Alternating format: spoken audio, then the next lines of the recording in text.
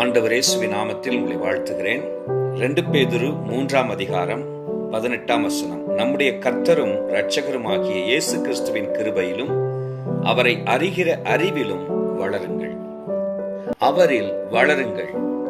அவரை அறிகிற அறிவில், அவரோடு உள்ள அனுபவத்தில், அவர் எவ்வண்ணமாய் நமக்காக கிரியை செய்கிறார், நம் ஜெபத்தை கேட்கிறார், நம்மை எவ்வளவாய் நேசித்து பரிசுத்த பாதைகளில் நடத்த விருப்பமுள்ள தேவனாயிருக்கிறார் என்பதை குறித்த அவரை பற்றிய அறிவில் வளரும்படியான ஒரு உணர்த்துதலை இந்த வசனம் நமக்கு கொடுக்கிறது.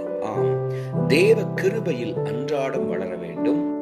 கிருபையில் வளருவதோடு கூட அவரை பற்றிய அறிவில், அவரை அறிந்து கொள்வதில் நாம் வளர கர்த்தர் நமக்கு உதவி செய்வாராக. Praise the Lord.